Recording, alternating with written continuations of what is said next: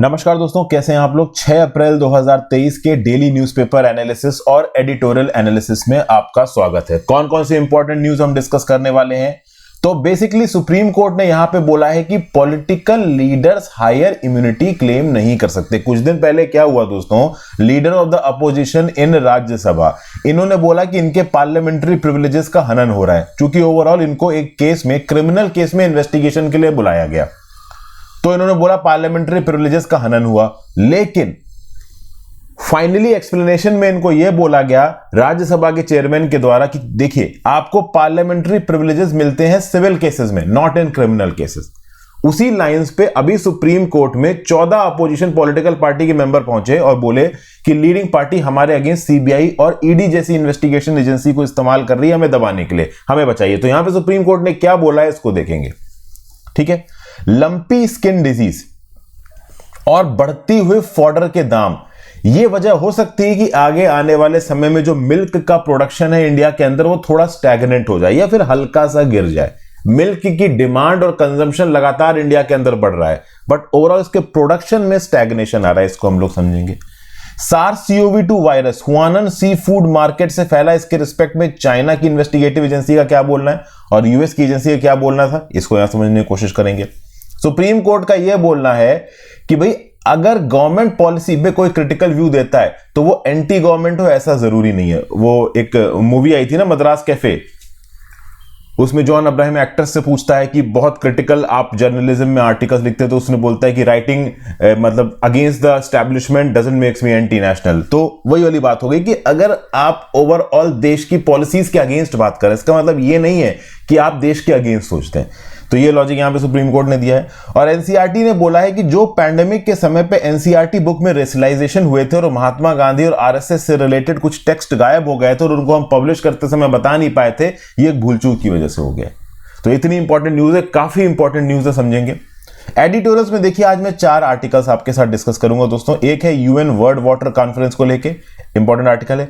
एक है obstacle against human policing, अभी तमिलनाडु के अंदर एक आईपीएस ऑफिसर के अगेंस्ट इल्जाम रखा मिसमैनेजमेंट का, उसको सस्पेंड कर दिया गया स्टालिन जी के द्वारा, इसके बारे में बात करेंगे।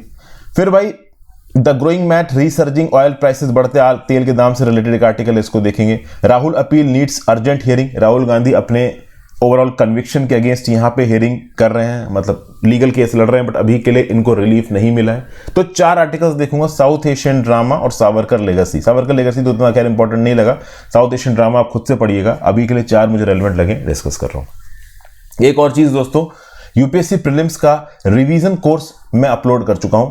अगर आप नीचे डिस्क्रिप्शन बॉक्स में देखेंगे इस पर्टिकुलर वीडियो की, तो जो पहली वीडियो मैंने डाली है यूट्यूब पे पड़ी हुई है। अगर आपको पूरा कोर्स यूज करना है तो आपको मेरी ऐप पे जाना पड़ेगा। ऐप का जो लिंक है नीचे आपको डिस्क्रिप्शन बॉक्स में मिल जाएगा, और साथ साथ जो पिन्ड कमेंट है उसमें भी आपको ऐप का लिंक मिल जाएगा। इस पर्टिकुलर रिवीजन कोर्स में आपको टेस्ट सीरीज भी मिलेंगी, काफी सारे टेस्ट हैं, लगभग 300 से ज्यादा टेस्ट हैं, तो आप ठीक तरीके से इसको रिवाइज कर सकते हो।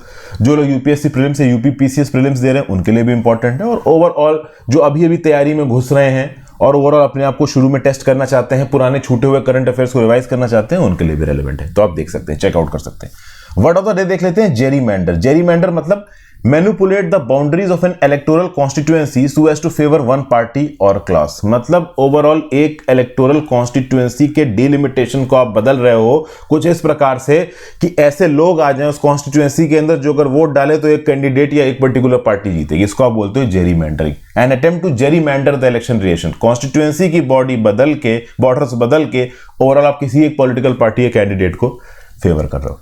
चलिए पहली न्यूज, वीडियो पे लाइक और शेयर का बटन दोस्तों, चैनल को अब तक शेयर और सब्सक्राइब नहीं किया कर लीजिए, इंस्टाग्राम पे फॉलो कर लीजिए, आपसे जुड़ने की कोशिश करता हूं, टेलीग्राम ग्रुप ज्वाइन कर लीजिए, वहां पे लेक्चर की पीडीएफ और नोटिफिकेशन दोनों आपको मिल जाएगी। ज्यादा से ज्यादा लोग लेक्चर को शेयर करें दोस्तों, इस पर्टिकुलर लेक्चर के एंगेजमेंट को यूट्यूब एल्गोरिथम में बढ़ाने के लिए, तो मैं रोज ही बोलता हूं। चलिए जी, इस पेपर 2 क्या बोल रहे हैं डीवाई चंद्रचूड़ साहब। A political leader is basically a citizen. As citizens, we are all amenable to the same law. Political leaders do not enjoy any immunity. तो सुप्रीम कोर्ट ने united opposition of 40 national parties और उनके political leaders को यह बोला है कि you are not entitled to a higher immunity from investigation, arrest और प्रोसिक्यूशन। मतलब आप as opposition member of parliament या फिर कोई डिग्निटरी भी है, कोई मिनिस्टर भी है, कोई बड़ा पॉलिटिशियन भी है, he is on a same footing as an ordinary citizen of India. Basically supreme court के जज साहब यहां पे ये बोलने की कोशिश कर रहे हैं कि अगर सुप्रीम कोर्ट कोई नियम कानून निकालेगा तो वो स्पेसिफिकली पॉलिटिशियन के लिए नियम कानून नहीं निकाल सकता, वो ऑर्डिनरी सिटीजन के लिए निकालेगा। नियम कानून तो खैर सुप्रीम कोर्ट नहीं निकालता है, अगर नियम कानून में कोई फ्लॉज है यहां पे या फिर कहीं पे कॉन्स्टिट्यूशन का गलत प्रकार से इंटरप्रिटेशन हो रहा है तो वहां पे सुप्रीम कोर्ट जरूर अपनी टिप्पणी देता है, जिसकी काफी वैल्यू होती है। तो इसी कंटेक्स्ट में यहां पे बोला जा रहा है, सुप्रीम कोर्ट ने अपोजिशन के पॉलिटिशियन से बोला कि भाई देखिए, अगर आप ये सोच रहे हैं कि मैं आपके लिए स्पेसिफिकली कुछ यहां पे बोलूंगा तो वो मैं नहीं बोलने वाला हूं, मैं बोलूंगा तो ओवरऑल देश के लोगों के रिस्पेक्ट में बात करूंगा। अच्छा, ये 14 नेशनल पार्टी के अपोजिशन लीडर्स बोल क्या रहे थे? इनका ये बोलना है कि केंद्र की सरकार एनफोर्समेंट डायरेक्टरेट और सीबीआई जैसी इन्वेस्टिगेटिव एजेंसी का गलत प्रकार से प्रयोग कर रही है, क्रिमिनल प्रोसीडिंग्स इंस्टीट्यूट कर रही है अपोजिशन लीडर्स के अगेंस्ट, और खासकर वो अपोजिशन लीडर जो कि बीजेपी के नरेंद्र मोदी जी की सरकार के अगेंस्ट बोलते हैं। तो सरकार के अगेंस्ट बोलना तो हमारा फंडामेंटल राइट है, तो हमें रोका क्यों जा रहा है सीबीआई और ईडी जैसे एजेंसीज के द्वारा? ऐसा यहां पे 14 नेशनल पार्टीज के पॉलिटिकल लीडर्स ने सुप्रीम कोर्ट से पूछा है। ये पॉलिटिकल पार्टी के लीडर्स बोल रहे हैं कि अगर हमारा अरेस्ट होता है या पॉलिटिकल लीडर्स को रिमांड पे लिया जाता है इन्वेस्टिगेशन के लिए तो ट्रिपल टेस्ट होना चाहिए यहां पे। इस ट्रिपल टेस्ट में यह पता करना जरूरी है कि क्या कोई लीडर प्रोसिक्यूशन से भाग जाएगा, is there is a flight risk, या फिर क्या कोई political leader tampering of evidence में अपने आप को इन्वॉल्व करेगा, इसका कोई प्रूफ मिल रहा है, या फिर वो पॉलिटिकल लीडर इन्फ्लुएंस करेगा या इंटिमिडेट करेगा विटनेसेस को। तो बेसिकली इन 3 प्रीमाइसेस के बेसिस पे ही ओवरऑल इन्वेस्टिगेशन या फिर कह लो किसी प्रकार का रिमांड एक पॉलिटिकल लीडर के अगेंस्ट यूज होना चाहिए, जो कि अपोजिशन पॉलिटिकल पार्टीज के अगेंस्ट सीबीआई ईडी जैसी एजेंसीज को इस्तेमाल किया जा रहा है, ऐसा अपोजिशन पॉलिटिकल पार्टी के मेंबर का बोलना है। फिर इनका यह भी बोलना है कि इंटरोगेशन हो रहा है तो फिक्स्ड आवर्स में होना चाहिए, हाउस अरेस्ट आप कर सकते हैं तो करिए, चूंकि पुलिस थाने में ले जाके इंटरोगेशन करना ठीक नहीं है, और bail as rule and jail as exception वाला ऑप्शन को इस्तेमाल करना चाहिए। यहां तो क्या होता है, लीडर्स को उठा के जेल में डाल देते हैं, बेल भी नहीं देते हैं, खासकर उन ऑफेंसेस में जो नॉन वायलेंट ऑफेंसेस है। अब देखिए, सुप्रीम कोर्ट बोल रही है कि आप जो कुछ भी बोल रहे हैं हम उसके साथ कुछ हद तक वाक्या रखते हैं, लेकिन आपको यह समझना पड़ेगा कि पॉलिटिकल लीडर भी, एक पॉलिटिशियन भी एक आम नागरिक होता है। तो सुप्रीम कोर्ट पूरे देश के सामने ऐसा नजर नहीं आ सकता कि वो पॉलिटिकल लीडर्स के लिए स्पेसिफिकली कोई जजमेंट सुना रहा है। सुप्रीम कोर्ट अगर जजमेंट सुनाएगा तो देश के हर इंडिविजुअल के लिए जजमेंट सुनाएगा। यहां पे जो पेटिशनर्स हैं, जो अपोजिशन पॉलिटिकल पार्टी के रिप्रेजेंटेटिव्स हैं, उनके बिहाफ पे जो एडवोकेट है अभिषेक सिंघवी साहब, ये एक यूनाइटेड फ्रंट को रिप्रेजेंट कर रहे थे। वो 14 नेशनल पॉलिटिकल पार्टीज जो कि 42% ऑफ द पॉलिटिकल स्पेक्ट्रम को डिनोट करती हैं। कांग्रेस, द्रविड़ मुनेत्र कज़गम आपका तमिलनाडु में, राष्ट्रीय जनता दल, भारतीय राष्ट्र समिति, तृणमूल कांग्रेस, आम आदमी पार्टी, नेशनलिस्ट कांग्रेस पार्टी, शिवसेना, झारखंड मुक्ति मोर्चा, जनता दल यूनाइटेड, फिर communist party of India, CPI, Marxist, Samajwadi Party, Jammu and Kashmir National Conference. अगर इन सारी पॉलिटिकल पार्टीज का सपोर्ट बेस आप मिला लो तो जो राज्य की सरकार के असेंबली इलेक्शंस हुए थे पिछले, इन पॉलिटिकल पार्टीज ने 45.19% वोट जीते थे। और 2019 का जो जनरल इलेक्शन हुआ था लोकसभा का 11 स्टेट्स और यूनियन टेरिटरीज में, उसमें इन्होंने 42.5% वोट जीते थे। तो बेसिकली ये जो अपोजिशन में पॉलिटिकल पार्टीज यहां पे पिटीशन डाल रही हैं, ये एक्चुअली में पॉलिटिकली काफी इन्फ्लुएंशियल है। फिर अगर आप देखो तो 2004 से लेके 2014 तक के बीच का जो डेकेड है, तो इस 10 साल के पीरियड में, और ये बेसिकली अपोजिशन पॉलिटिकल पार्टी वो टाइम पीरियड बना रही है जब कांग्रेस की सरकार थी, इस टाइम पीरियड में 72 पॉलिटिकल लीडर्स को इन्वेस्टिगेट किया गया सीबीआई के द्वारा। इसमें से 43 पॉलिटिकल लीडर्स अपोजिशन के थे, ठीक है ना, मतलब 60% से कम। तो 2004 से लेकर 2014 के बीच में सीबीआई ने इन्वेस्टिगेट किया 72 पॉलिटिकल लीडर्स को, जिसमें से 43 अपोजिशन के थे। लेकिन आज की डेट में बीजेपी के राज के समय पे सीबीआई जिन भी केसेस को इन्वेस्टिगेट कर रही है उसमें 95% जो लीडर्स हैं वो अपोजिशन पार्टी के हैं।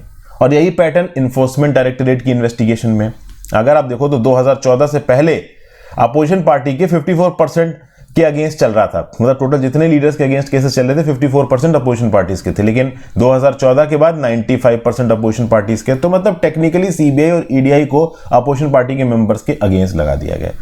चीफ जस्टिस ऑफ इंडिया साहब ने बोला है कि देखिए, आप जो कुछ भी बोल रहे हैं हम उसके साथ वाक्य लगते हैं, लेकिन आपको यह समझना पड़ेगा कि आप भी नागरिक हो इस देश के। हम स्पेसिफिकली आपके लिए नियम कानून में जजमेंट नहीं दे सकते, जजमेंट ओवरऑल पूरे देश के लिए आएगा, ठीक है ना। तो ये बात यहां पे सुप्रीम कोर्ट ने इनको बताई है, किसको, अपोजिशन पॉलिटिकल लीडर्स को। Next, GS paper 2, judiciary supreme court says critical views on government policies not anti establishment. भाई देखिए, एक मलयालम चैनल है मीडिया वन, ठीक है, इसके ऊपर टेलीकास्ट बैन लगा दिया था सरकार ने, यह बोलते हुए कि यह एंटी एस्टैब्लिशमेंट है और ओवरऑल धर्म के नाम पे भड़काऊ भाषण देता है, लोगों को बरगलाता है, ठीक है। सुप्रीम कोर्ट ने बोला कि ये जो टेलीकास्ट बैन लगाया गया मलयालम चैनल मीडिया वन के ऊपर, ये यहां पे गलत है और यहां पे सरकार ने सील्ड कवर की ताकत को गलत प्रकार से इस्तेमाल करके सिटीजंस को आउटस्मार्ट करने की कोशिश की है, उनकी right to personal liberty, life और प्रोफेशन को दबाने की कोशिश की है, ठीक है। फिर यहां पे सुप्रीम कोर्ट ये बोल रही है कि मान लीजिए हमारे देश में कोई एक तबका, एक कम्युनिटी, एक ग्रुप, एक कोई मीडिया हाउस ये बोल रहा है कि केंद्र की सरकार गलत कर रही है या राज्य की सरकार गलत कर रही है, उसकी पॉलिसीज में फ्लॉज है, तो आप उसको एंटी एस्टैब्लिशमेंट या एंटी नेशनल नहीं बोल सकते। उसको राइट है इस डेमोक्रेटिक सेटअप में आपको क्रिटिसाइज करने की, अगर आपको बुरा लग रहा है तो आप अपने काम से चीजों को सुधारिए। ये बात भी यहां पे सुप्रीम कोर्ट ने बोला। फिर सुप्रीम कोर्ट यहां पे ये बोल रहा है कि अगर इस प्रकार से बैन लगने लग गया मीडिया चैनल्स पे, तो बेसिकली शायद सरकार यहां पे ये दिखाना चाह रही है कि प्रेस रूलिंग एस्टैब्लिशमेंट को सपोर्ट करे, और अगर प्रेस रूलिंग एस्टैब्लिशमेंट को सपोर्ट करने लगेगी तो डेमोक्रेटिक रिपब्लिक की रोबस्ट फंक्शनिंग यहां पे ब्लॉक होगी, वायलेट होगी, ठीक है। फिर ये बोल रहे हैं कि प्रेस के पास ड्यूटी है to speak truth to power and present citizens with hard facts. Okay, press range of socio economic polity to political ideologies के टॉपिक्स के ऊपर बातचीत करती है, और अगर आप इस प्रेस की ताकत को दबाओगे तो that presents a grave danger to democracy, ऐसा डीवाई चंद्रचूड़ साहब चीफ जस्टिस ने बोला है यहां पे। ओके, फिर एक और प्रॉब्लम, सील्ड कवर को यहां पर क्रिटिसाइज कर रही है सुप्रीम कोर्ट। सुप्रीम कोर्ट ने यह जरूर बोला है कि rule 7 of the supreme court rule 2013 supreme court को यह ताकत देते हैं कि वो सिक्योर कॉन्फिडेंशियल मटेरियल को सील्ड कवर में एक्सेप्ट कर सके।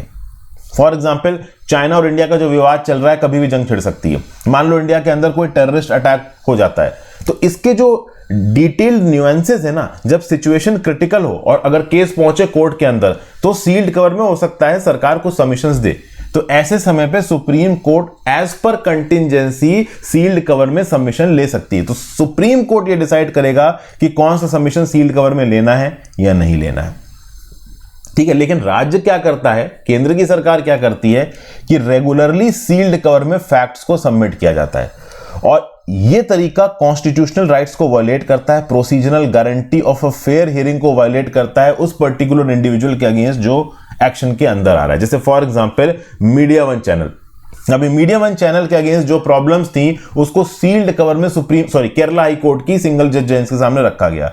तो मीडिया वन के केस में आपने सील्ड कवर में ओवरऑल जो फैक्ट्स थे वो केरला हाई कोर्ट के सामने रखे। तो Kerala based Madhyamam broadcasting media one channel को तो मौका ही नहीं मिला ना अपने आप को डिफेंड करने का। मीडिया वन चैनल को पता ही नहीं चला कि सील्ड कवर में उसके अगेंस्ट क्या इल्जाम लगाए गए। फिर चीफ जस्टिस ऑफ इंडिया ने यह भी बोला कि जब खुद गवर्नमेंट रिकॉर्ड्स को खंगाला गया है तो यह पता चला कि एक इंटेलिजेंस रिपोर्ट थी, इंटेलिजेंस ब्यूरो की रिपोर्ट थी एमबीएल के रिगार्डिंग, कि एमबीएल के लिंक से जमाते इस्लामी नाम के ऑर्गेनाइजेशन के साथ। और बेसिकली जो जमाते इस्लामी नाम का ऑर्गेनाइजेशन है, इसको एपेक्स कोर्ट ने टेरर लिंक की कैटेगरी से हटा दिया था 1994 में। फिर ये जो मीडिया हाउस है मीडिया वन, ये अक्सर कर अनलॉफुल एक्टिविटीज प्रिवेंशन एक्ट के अगेंस्ट बात करता है, एफस्पा के अगेंस्ट बात करता है, armed forces special power act के, नेशनल रजिस्टर ऑफ सिटीजंस के अगेंस्ट बात करता है, सिटीजनशिप अमेंडमेंट के अगेंस्ट बात करता है। ये बोलता है कि सरकार का हिंदुओं के प्रति सॉफ्ट स्ट्रांग है, ठीक है ना, जो डिस्ट्रक्शन कर रहे थे बाबरी मस्जिद का उनके खिलाफ प्रॉपर एक्शन नहीं लिया गया, जुडिशियल सिक्योरिटी फोर्सेस को गलत प्रकार से पोर्ट्रे करता है। तो इन सब प्रीमाइसेस के बेसिस पे मीडिया वन को बिना बताए आप उसके लाइसेंस को कैंसिल कर दो, उसको काम ना करने दो, ये एक सही अप्रोच नहीं है। यहां पे टेरर लिंक्स भी गलत प्रकार से लगाया गया। तो बेसिकली ये जो सील्ड कवर का इस्तेमाल किया गया ना सरकार के द्वारा मीडिया वन के अगेंस्ट, इस पे तो सुप्रीम कोर्ट ने तगड़ी झाड़ लगाई है। किसको? केंद्र की सरकार को। सुप्रीम कोर्ट यहां पे बोल रहा है कि कॉन्फिडेंशियलिटी को पब्लिक कॉन्फिडेंस के साथ बैलेंस करने की जरूरत है, और उसके लिए यहां पे एक और अप्रोच बताई जा रही है, और वो अप्रोच है PII की, पब्लिक इंटरेस्ट इम्यूनिटी। देखिए सील्ड कवर के अंदर तो क्या हुआ कि जो भी केस फैक्ट डिटेल्स है सील्ड कवर के अंदर रख के सरकार ने सुप्रीम कोर्ट को दे दिया, हाई कोर्ट को दे दिया, किसी को कुछ पता ही नहीं चला अंदर लिखा गया है। एक तरीका है पब्लिक इंटरेस्ट इम्यूनिटी। अब अगर राज्य की सरकार या केंद्र की सरकार बोल रही है कि भाई ये पर्टिकुलर मैटर सेंसिटिव है, इसको सील्ड कवर के अंदर देना चाहिए, तो बिल्कुल से राज्य सरकार और केंद्र सरकार की बात को भी झाड़ देना या अलग कर देना ठीक नहीं है। तो उस कंटेक्स्ट में पब्लिक इंटरेस्ट इम्यूनिटी के क्लेम को प्रोसेस किया जाता है। इसमें क्या होता है, PII प्रोसीडिंग्स में relevance of the material submitted by state को टेस्ट किया जाता है। ये टेस्ट किया जाता है कि जो भी राज्य की सरकार ने या केंद्र की सरकार ने पब्लिक इंटरेस्ट में मटेरियल सबमिट किया है वो क्या एक्चुअली में पब्लिक इंटरेस्ट की निटी-ग्रिटीज को मान रहा है। मतलब बेसिकली अगर पब्लिक इंटरेस्ट इन्वॉल्व है एक्चुअली में और तब किसी पर्टिकुलर फैक्ट को सील्ड कवर के अंदर सुप्रीम कोर्ट में सबमिट किया जा रहा है तो उस केस में सील्ड कवर में उसको एक्सेप्ट करना चाहिए। ये कौन वेरीफाई करेगा? तो इसको public interest immunity claims proceeding के अंदर वेरीफाई किया जाएगा। कैसे वेरीफाई किया जाएगा? तो देखिए पीआईआई की जो प्रोसीडिंग्स होंगी वो क्लोज सिटिंग होंगी, मतलब ओवरऑल कुछ लोग बैठ के यहां पे पब्लिक व्यू के बाहर डिसाइड करेंगे कि हाँ भाई ये पर्टिकुलर फैक्ट सील्ड कवर में पुटअप किए जा रहे हैं, क्या इनको सील्ड कवर में पुटअप करना ठीक है? इसके लिए एक एमिकस क्यूरी भी अपॉइंट किया जाएगा सुप्रीम कोर्ट के द्वारा, जो कि overall disclosure of the material की आप कह लो वेरिफिएबिलिटी को चेक करेगा और फिर सुप्रीम कोर्ट को यह बताएगा कि हाँ भाई ये जो आपका क्लेम है पीआईआई का वो सही है कि नहीं है। मतलब पब्लिक इंटरेस्ट इम्यूनिटी, अगर पब्लिक इंटरेस्ट सच में इन्वॉल्व है तो किसी इंफॉर्मेशन को सील्ड कवर में एंटरटेन किया जा सकता है और इसको चेक करने के लिए एक एमिकस क्यूरी यहां पे सुप्रीम कोर्ट अपॉइंट करेगा। तो ये जो प्रोसीडिंग्स होंगी पीआईआई की ये तो क्लोज सेटिंग में होंगी, लेकिन फाइनली पीआईआई को एक्सेप्ट किया जा रहा है या रिजेक्ट किया जा रहा है इसका ऑर्डर ओपन कोर्ट में सुनाया जाएगा सबके सामने।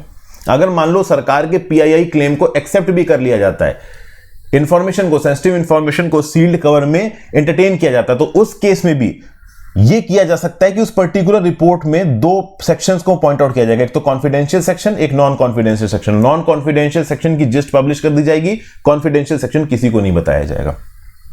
तो इस पीआईआई क्लेम प्रोसीडिंग्स के थ्रू एक प्रॉपर स्टैंडर्ड ऑफ रिव्यू आएगा जिससे प्रोसीजरल गारंटी मिलेगी सील्ड कवर मैकेनिज्म को।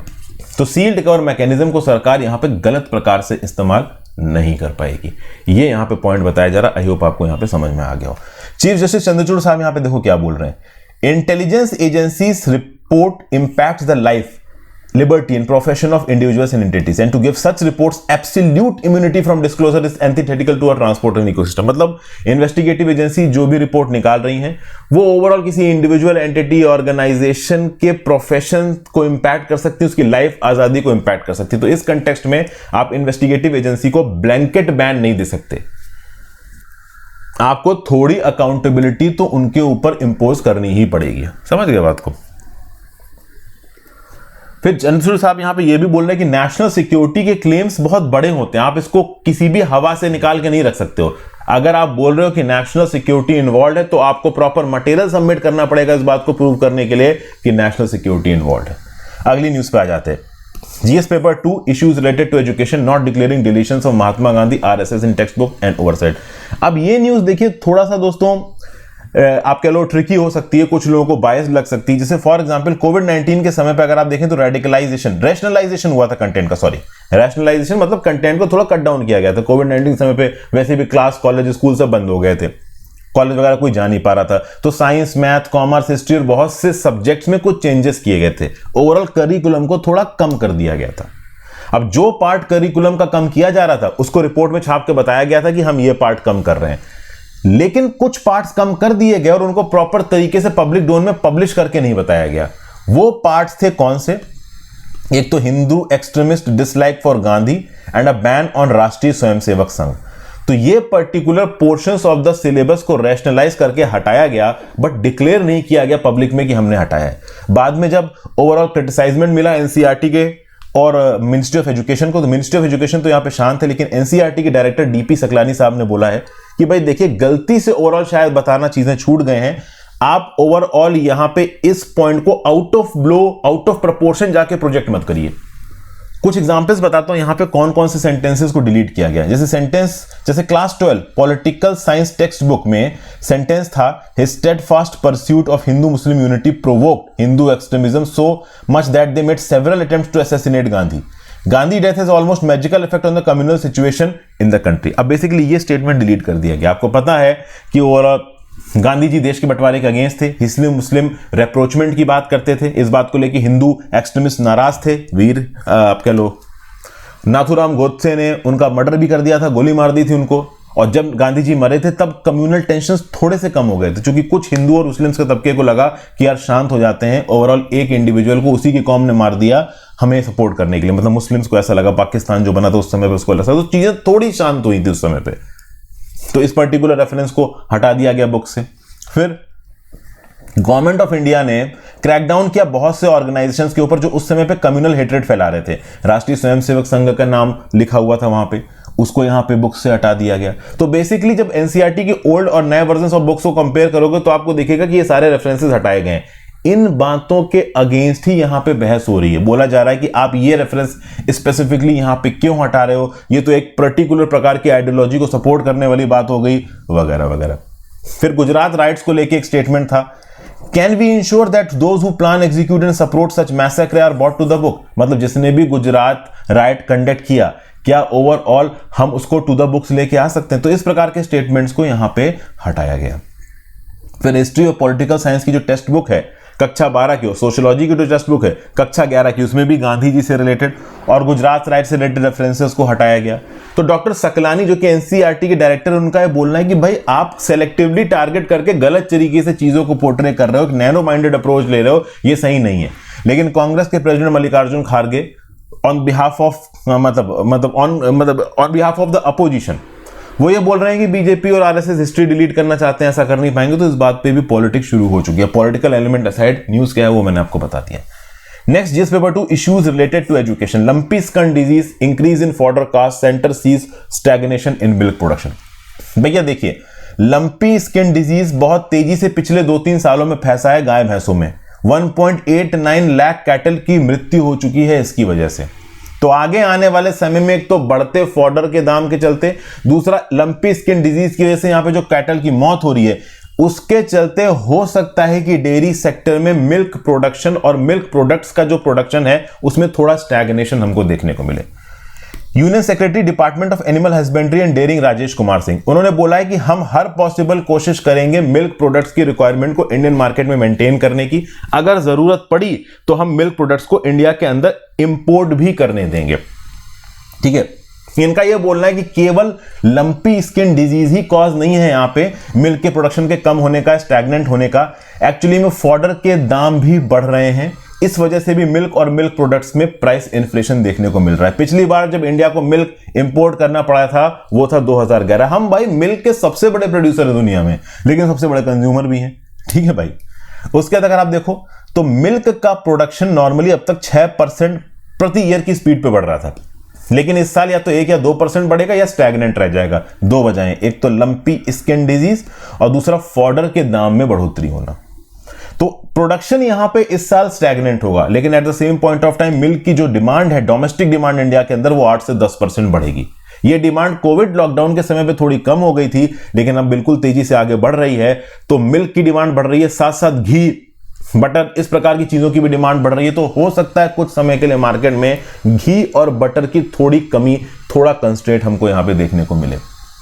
फिर खास बात दोस्तों ये है कि जो टोटल क्रॉप एक्रिएज है, जिस पूरे एग्रीकल्चरल लैंड में इंडिया के अंदर क्रॉप्स उगाए जाते हैं, उसमें फॉडर क्रॉप का कल्टीवेशन 4% इलाकों में होता है, और ये 4% स्टैग्नेंट है, फिक्स्ड है पिछले 5 डेकेड से। लेकिन at the same point of time हमारा डेयरी सेक्टर, हमारी मिल्क डिमांड 6 से 8% की स्पीड पे सालाना बढ़ रही है। तो ऑब्वियस ही बात है, जितना ज्यादा कैटल होगा उतना ज्यादा फॉडर होगा, तो फॉडर का प्रोडक्शन भी आपको बढ़ाना पड़ेगा। लेकिन फॉडर का प्रोडक्शन उतना ही हो रहा है जिसकी वजह से उसकी कमी हो रही है, मिल्क प्रोडक्ट्स के दाम बढ़ रहे हैं।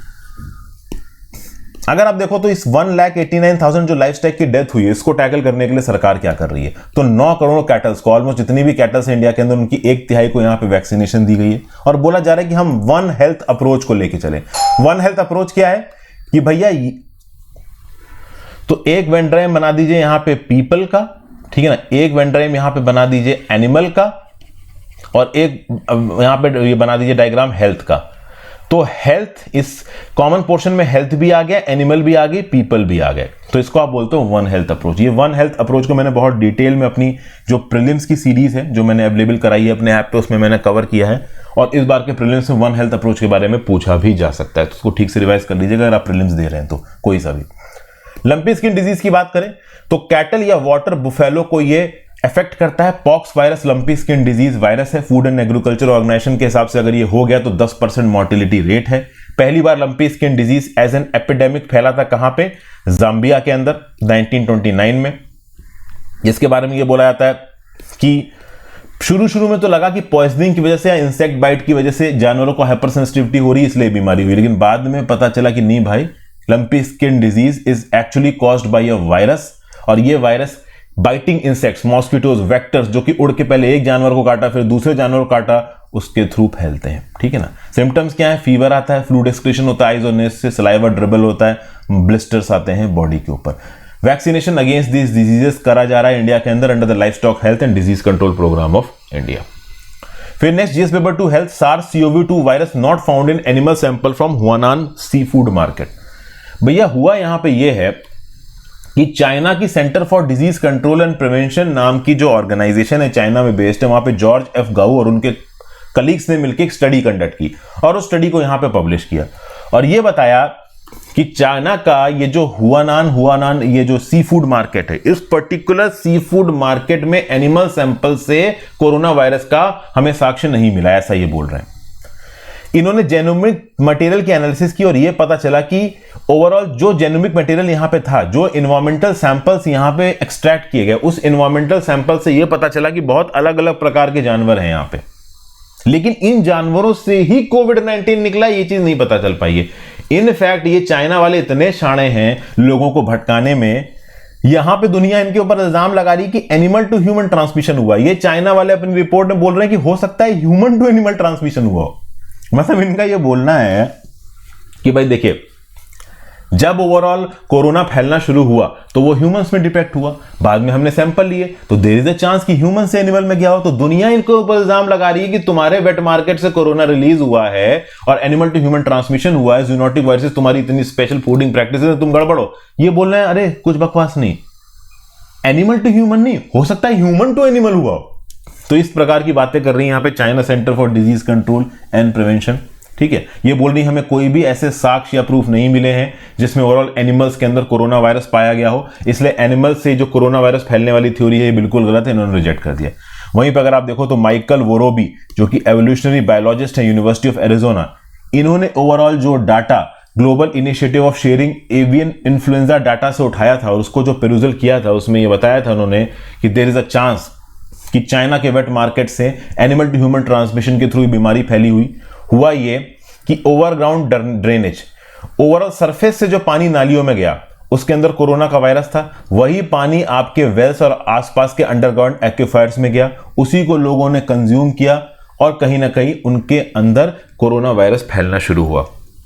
लेकिन यहां पे एनिमल टू ह्यूमन ट्रांजिशन के जो साक्ष्य थे उनको ज्यादा डोमिनेट किया गया, लेकिन China disease centre and prevention control वाली जो ऑर्गेनाइजेशन है वो बोल रही है कि भैया एनिमल टू ह्यूमन नहीं हुआ है, हो सकता है ह्यूमन टू एनिमल हो गया हो। तो ये बातें ओवरऑल यहां पे बताई जा रही। चाइना की सीडीसीपी ने जो एनवायरमेंटल सैंपल्स उठाए थे उसमें से 3 लाइव वायरसेस को आइसोलेट किया, उनका सीटी वैल्यू 30 से कम था। सीटी वैल्यू 30 से कम समझते हो ना दोस्तों? सीटी वैल्यू मतलब एक साइकिल ऑफ एनलार्जमेंट। एक साइकिल ऑफ एनलार्जमेंट में अगर आपको कोरोना का सैंपल मिला, नहीं मिला तो दूसरा साइकिल ऑफ एनलार्जमेंट, तीसरा साइकिल ऑफ एनलार्जमेंट। तो सीटी वैल्यू जितनी कम होगी आपका वायरल लोड उतना ज्यादा होगा। अब आ जाते हैं भाई आपका एडिटोरियल एनालिसिस के ऊपर। अगर अब तक आपने वीडियो पे लाइक और शेयर का बटन नहीं दबाया तो जरूर दबा दीजिएगा। पहली news, UN world water conference. World water conference को कन्वीन किया गया यूनाइटेड नेशंस के द्वारा 22 से 24 मार्च 2023 को। पिछले 50 सालों में ये पहली, मतलब आप कह लो पिछले 50 सालों में तो ओनली वर्ल्ड वाटर कॉन्फ्रेंस, उससे पहले हुई है बट पिछले 50 सालों में नहीं हुई है। ठीक है, सीरियस एनवायरमेंटल इश्यूज के ऊपर यहां पे बातचीत हो रही है। Flooding, drought, severity of climate change, looming food crisis. खास बात यहां पे ये दोस्तों चल रहा है वाटर एक्शन डिकेड 2018 से 2028। इस पर्टिकुलर डिकेड का टारगेट क्या है? Advance the water agenda by energising existing programmes and projects and inspiring water action to achieve 2030 agenda. Sustainable development goal 6 क्या बोलता है? Sustainable management of water and sanitation for all.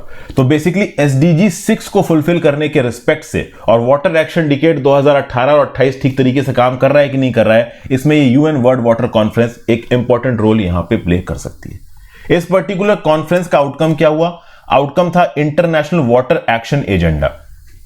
इस particular agenda में governments ने, multilateral institutions ने, businesses ने, non governmental organisation ने 670 commitments अपने सबमिट किए। 164 सरकारों ने और 75 मल्टीलैटरल ऑर्गेनाइजेशंस ने ये कमिटमेंट्स किए और ये बोला कि देखिए हम इन कमिटमेंट्स के थ्रू सस्टेनेबल वाटर को मैनेजमेंट करने की बात करते हैं। एक प्रॉब्लम है दोस्तों यहाँ पे, वाटर एक्शन एजेंडा में जो कुछ भी लिखा है वॉलंटरी है। आपने कमेंट कर दिया, आपने नहीं किया, ज्यादा कुछ होने वाला है नहीं।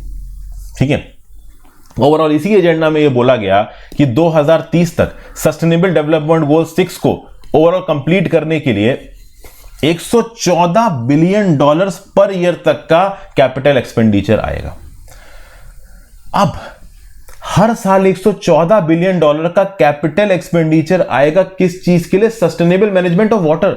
दोस्तों, क्लाइमेट चेंज आज की डेट में इंसान के सामने सबसे बड़ी परेशानी है। 100 बिलियन डॉलर 2009 से आज तक हम क्लाइमेट चेंज का नहीं मिलकर दे पा रही पूरी दुनिया, तो वाटर का तो क्या ही देगी। अगर आप वर्ल्ड बैंक के एस्टिमेट्स उठा के देखें operations and maintenance for basic water and sanitation services के लिए, जो वॉश सर्विसेज होती हैं, तो बोला जा रहा है कि 2030 तक जो कॉस्ट है वो 4 बिलियन डॉलर से 30 बिलियन डॉलर पर साल तक की है। यहां पे बेसिक इंफ्रास्ट्रक्चरल आप कह लो रिक्वायरमेंट्स पूरी होंगी, बट एक्चुअली में रिक्वायरमेंट आ सकती है 114 बिलियन डॉलर पर साल तक की, अगर आप ट्रू सेंस में सस्टेनेबल वाटर मैनेजमेंट करना चाहते हो, सस्टेनेबल डेवलपमेंट गोल 6 को फुलफिल करना चाहते हो। फिर वर्ल्ड रिसोर्सेज इंस्टीट्यूट का यह बोलना है कि जो वाटर एजेंडा पुटअप किया गया उसमें जो भी कमिटमेंट्स दी हैं अलग अलग कंट्रीज ने, उनमें कुछ कमी है, एम्बिशन की कमी है, प्रॉपर फाइनेंस नहीं है, टारगेट्स को प्रॉपर तरीके से क्वांटिफाई नहीं किया गया है, वगैरह वगैरह, ये सारी बातें यहां पे बोली गई हैं। कुछ लिमिटेशंस हैं in our knowledge about the volume, flux, quality of water in the lakes, rivers, soils and aquifers.